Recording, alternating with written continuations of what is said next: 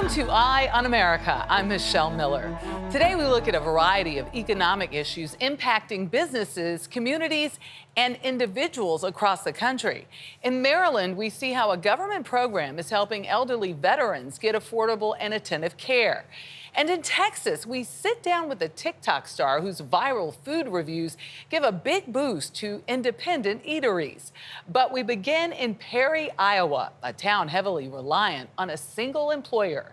When Tyson's Foods shut down its pork plant this past summer, nearly 1,300 employees were affected, most of whom live in the tight-knit area. Here's Dave Malkoff on what happens when a factory town shuts down. So how many years at the factory for you? It was just under 14. Joe Swanson is no longer working in the town he loves where his kids go to school. That's because Perry, Iowa's largest employer, this Tyson pork plant, just shut down. None of us picked this. And I just want everybody to be okay. Because I know how hard this is going to be for a lot of people. If it's this hard for Joe, think of the nearly 1,300 other employees, most of them living in but no longer working in this city. If you're going to find a new path forward, sometimes it's not here. Yeah, absolutely. You have the power. Make sure that you find the right opportunity that's going to benefit you and your family. The reality in Perry is that the right opportunities left a long time ago. The meat processing plant's not modern enough for the company. Upgrades would simply cost too much. Rachel Wacker runs the County Development Alliance. Maybe we were hoping for a miracle at first where we can just turn off the lights on June 28th and turn them back on with a new user, and that's simply not the case. And they're not alone. This is one of those one factory town stories. 25% of the people in Perry who are old enough to work in the pork factory do work in the pork factory. If you add in their family and the people who they support, that's about 60% of the town impacted. This is not new. Youngstown, Ohio was once a thriving steel city of 140,000 in the 70s. 5,000 employees at one time were gone. The mills closed, and today, the population is less than half of what it used to be. Ohio was hit hard again in 2008, this time in Wilmington, when a shipping hub closed. 42% of the working-age population lost their jobs. Then in 2009, down in Louisiana, a chicken plant, which employed more than a third of the town, shut down in Farmerville. Back in Perry, Iowa, people like Nacho Calderon are learning from history. His last day driving to work may lead to his first day driving for work. Especialmente de concreto o de basura. You're trying to be a truck driver or a garbage driver Sí, or something like that? Yeah. Sí, man, yeah. Driving the garbage trucks this town still needs requires a commercial driver's license. Good. The community college is giving these trucking classes away for free to give the workers a shot at staying in town. How do you feel? Triste no solo por mí, por otra gente que no. It's not just you, it's the people that you work with as well. Yeah.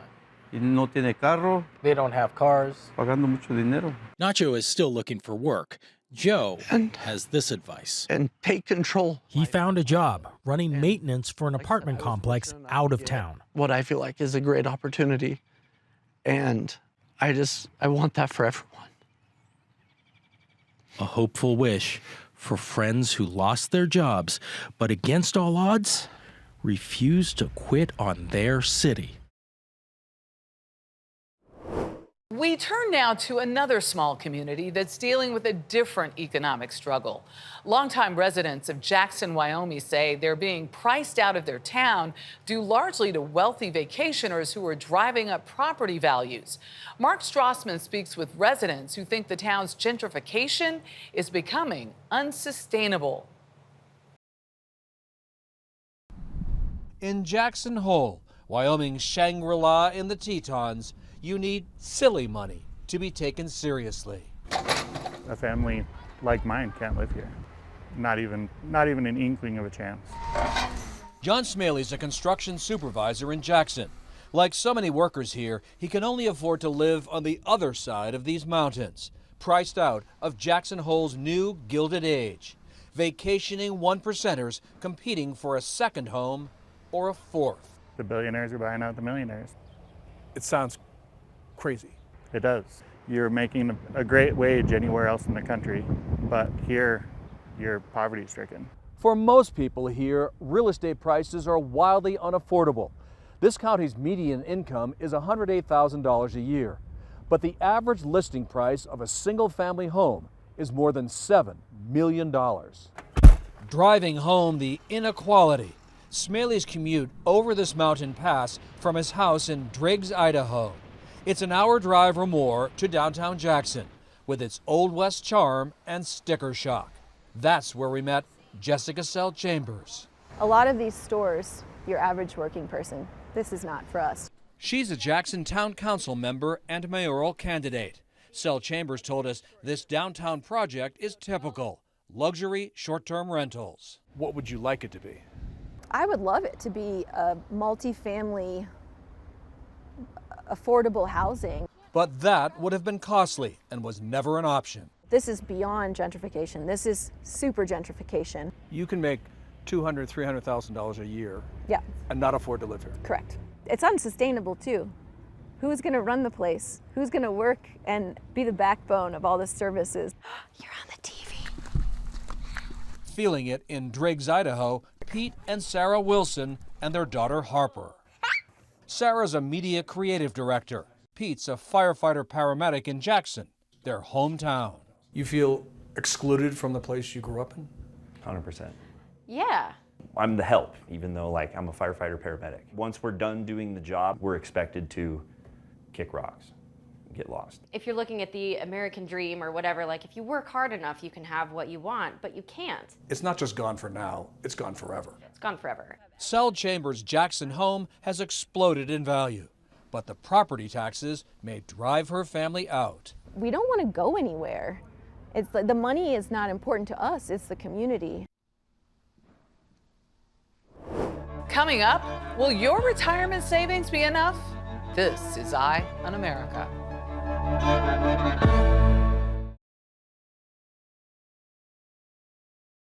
Welcome back. Many seniors over the age of 65 are still working because they feel their retirement savings are inadequate. In fact, more than half of Americans are concerned they can't achieve financial security in retirement. Jill Schlesinger meets a married couple in Florida who had retired but are now reluctantly returning to the workforce. This is certainly not part of Larry Gessick's retirement plan. The 77-year-old electrician by trade leaves at 5:30 a.m. and heads for his part-time job unloading trailers at a local supermarket in St. Petersburg, Florida, for $14.75 an hour. His wife, Joyce, 66, prepares for her workday, making $14 an hour as a full-time legal administrator. It's not really a retirement. What is it? It's working every day. The Gessicks came out of retirement not because they wanted to, but because they had to, and are among the 11 million Americans, 1 in 5 over 65, who are still working. It's hard, 77, still busting my butt. So I call it the work, retire, repeat syndrome. Labor economist Teresa Ghilarducci says work is the new retirement. More than half of the people who are retired right now do not have enough money to be retired. Who's to blame for all of this? I blame policymakers who experimented with our retirement system 40 years ago, and they are not saying the experiment failed. That experiment is what we know today as the 401k, named after part of a 1978 law that offered companies an alternative to the traditional pension plan. The thought was that Americans just need a little bit of financial literacy and they can just save on their own. But in fact, many of today's older workers were never taught enough about saving and investing for retirement. I grew up on a farm. Nobody there instructed any of us to put money aside and make your own way later on down the road.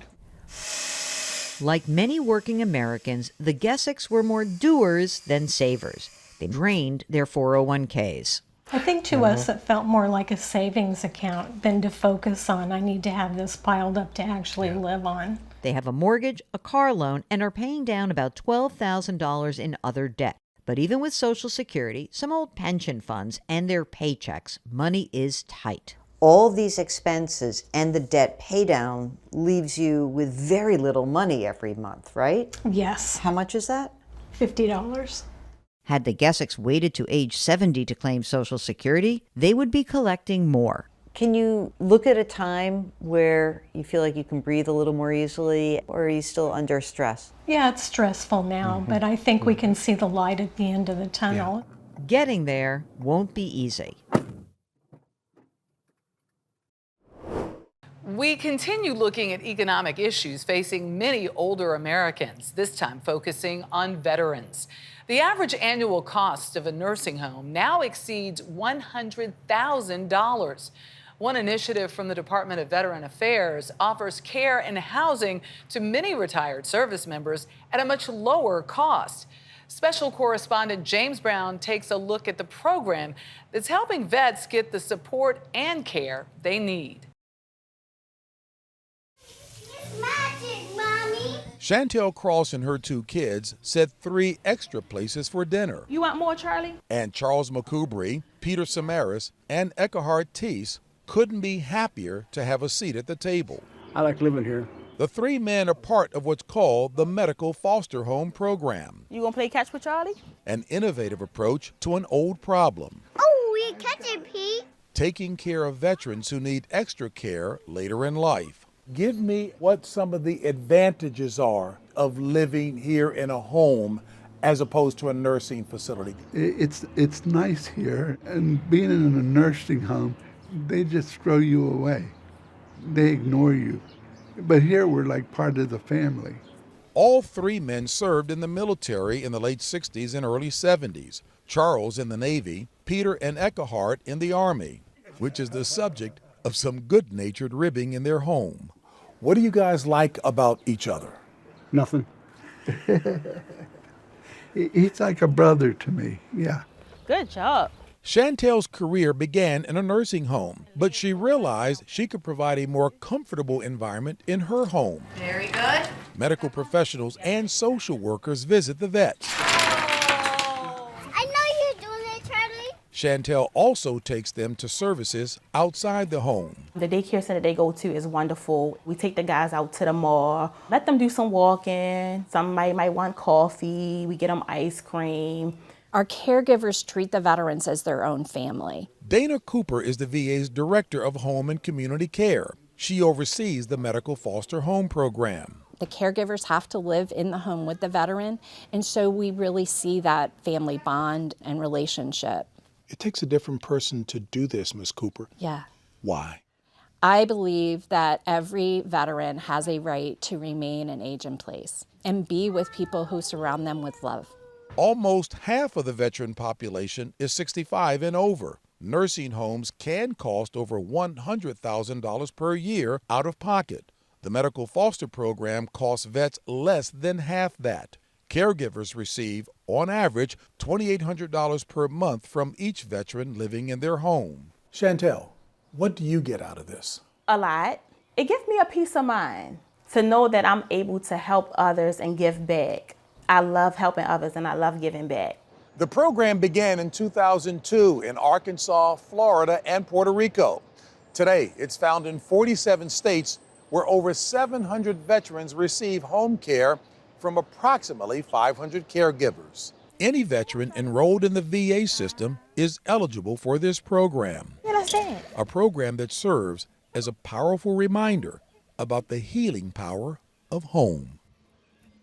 Hey, Charlie. Ahead, how a social media sensation is hyping up small restaurants across the nation. That story's next.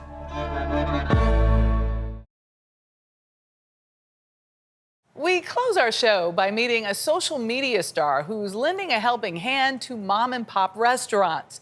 TikTok star Keith Lee's viral food reviews have made him an influential tastemaker, and a glowing review to his more than 16 million followers often helps many small eateries. I spoke with the creator and entrepreneur about his mission to democratize the food space and why the Keith Lee effect is so powerful. His impact is undeniable. Hey guys, how many saw this man on TikTok? When social media influencer Keith Lee posts his food reviews, this is delicious. It's seasoned, it's crispy. People show up within hours, if not minutes, to taste it for themselves. She says the day Keith Lee paid a visit, she only had about 4 other customers. Now the line wraps around the building. The Keith Lee effect is a catalyst. It's a spotlight to those places that don't have a spotlight. It's a marketing platform. It's absolutely free. This food is from a place near Toronto. Me and my wife are in Hawaii, and this is every snack I've never tried before. Lee travels the country ordering takeout anonymously from small restaurants. But he can't go inside. With 16 million followers on TikTok, he's just too recognizable. It's delicious. He shares the tasting experience with his family. If they like it, a review is posted with a rating on a scale from 1 to 10. The fries are like a 2. 6 out of 10. 8.2 out of 10. 9 out of 10, absolutely. What is it that you do that's different from what someone on a Yelp does? I'm a normal person, and I think that's the biggest thing. So I do it for my mom. How would my mom go into a new city specifically for food and go get food? And for me, it's more or less of expanding the horizons of the locals and businesses that have great food, great customer service, but can use marketing. That's my biggest objective in this. Before, Lee lived another life as a professional mixed martial arts fighter. Going by the nickname Killa, Lee began making a name for himself in the MMA world. Still, he struggled with social anxiety, which led him to making YouTube videos. Hey, my name's Keith, and I came to eat with you. Is that cool? Okay, cool. So I literally would set up the camera and I would pretend there was 1,000 people looking at me, even when I had 4 followers, 5 followers. And I would just talk to the camera as if it was a crowd of people. And that just turned into me doing like family content. Lee and his wife Ronnie began making family videos in their 2-bedroom apartment. It followed their journey from being in a relationship to getting married and even through pregnancies. Me, Keith, and Irma are the one who started all of this. Irma is my sister-in-law. That is my everything, because the very first day I met her, when I was just Keith's girlfriend, she was like, y'all need to do a YouTube. Turned into me cooking, because I've always had a passion for foods. My wife, she got pregnant, so I would make her pregnancy cravings. Then I would go get her pregnancy cravings. Then I would do food reviews. Did I just make it 15,000 grilled cheese? Let's find out. By itself first. Just as their following began to grow, making content quickly shifted from leisure to necessity after Keith lost a fight and was released from his MMA contract. Within a few months of posting local reviews, Lee's social media presence grew sizably. He was able to gain his first brand partnership with Wingstop. We caught up with him in Dallas on the first leg of his second food tour to review local favorites. Nikki, the owner of Absolutely Edible Kate's, had been appealing for Keith to come for weeks with videos and custom t-shirts to get his attention. Keith, please, where you at? Hurry up, because I'm gonna bug you till I hug you. But she had no idea he was outside tasting her food and recording a review. I got it, let's try it, and rate it 1 through 10.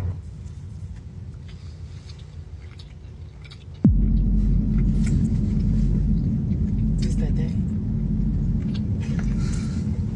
What's that thing? I've never had a sweet potato pie that tastes like this, but I like it a lot, like a lot.